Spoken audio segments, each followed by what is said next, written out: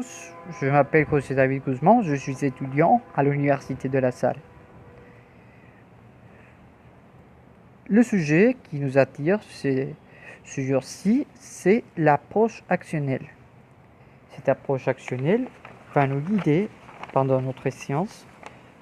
On fera un petit retour sur ce qui correspond les points plus importants et caractéristiques de cette approche pédagogique. Tout d'abord, comprendre que l'approche communicative des années 80 a mis les bases au milieu des années 90 sur cette nouvelle approche appelée actionnelle. L'approche actionnelle, reprenant tous les concepts de l'approche communicative, y ajoute l'idée de tâches pour être accomplies dans de multiples contextes où l'apprenant est confronté dans la vie sociale. Voyons donc le concept des tâches. La tâche pédagogique communicative dans la science du français comme langue étrangère va amener l'apprenant dans des situations ou visant des situations réelles. Par exemple, on peut proposer dans la science, à la fin de la science, que l'apprenant puisse présenter sa famille. On fait des exercices, des travaux en équipe, des travaux individuels qui puissent nous faire arriver pour accomplir la tâche finale. Je présente ma famille.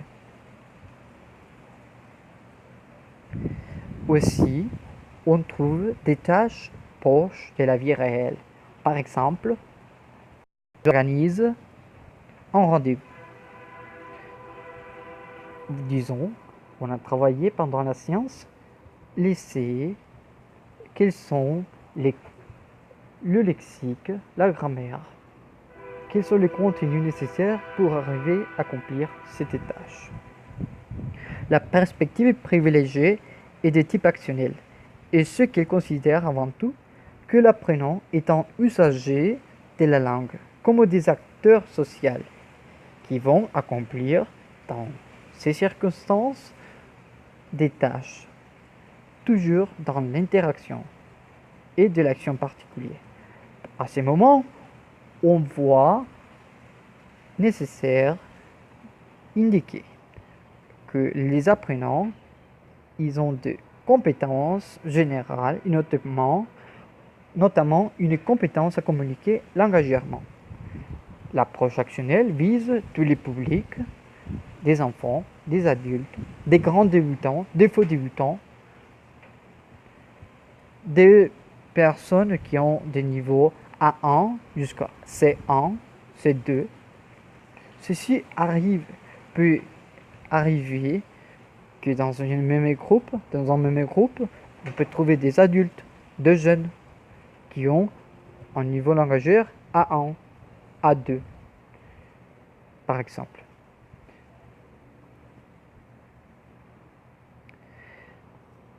Une des renforces ou de situations qui permet l'approche actionnelle, c'est de développer ses savoir-faire, savoir-être, savoir-apprendre dans des actions, des tâches qui vont employer les 4 compétences de l'apprentissage des langues étrangères.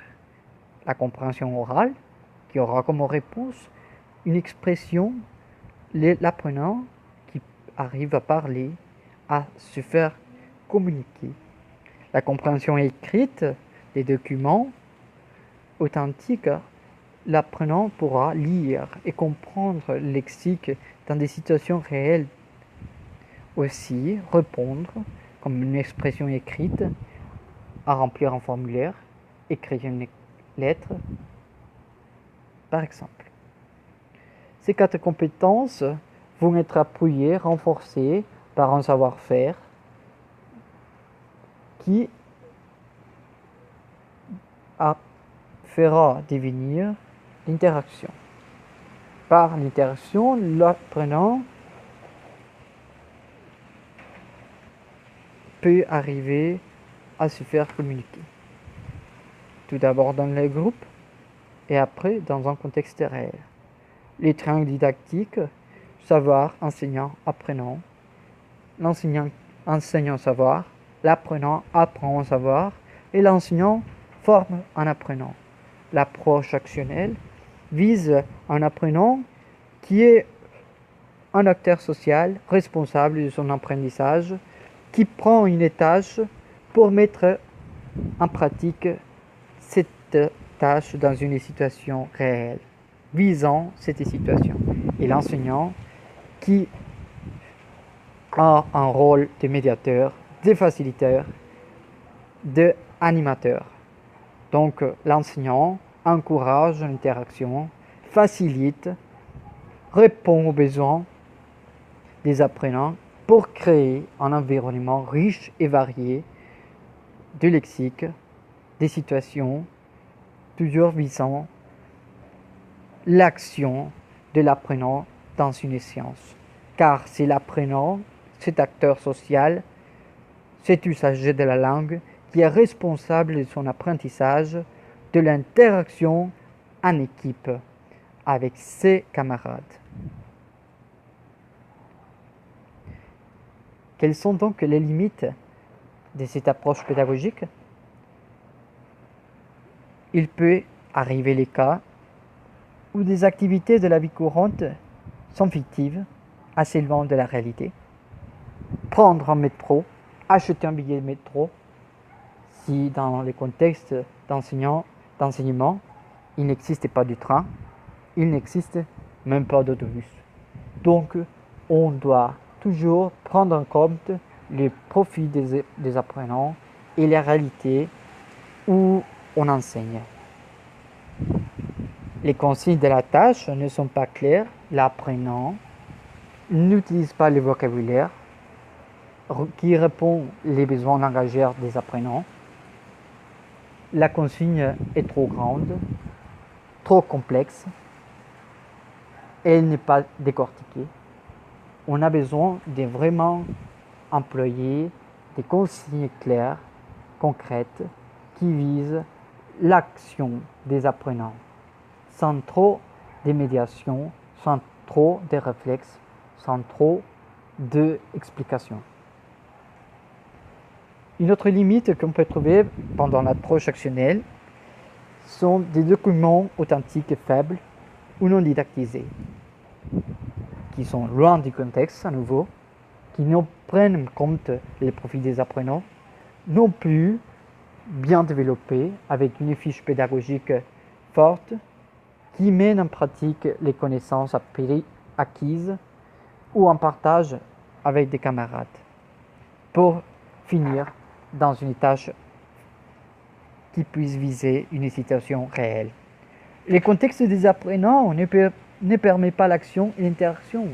Cela arrive souvent des groupes des étudiants qui ne veulent pas partager, qui ne veulent pas parler, qui ne veulent pas interagir. La démotivation, la frustration, la peur à l'erreur.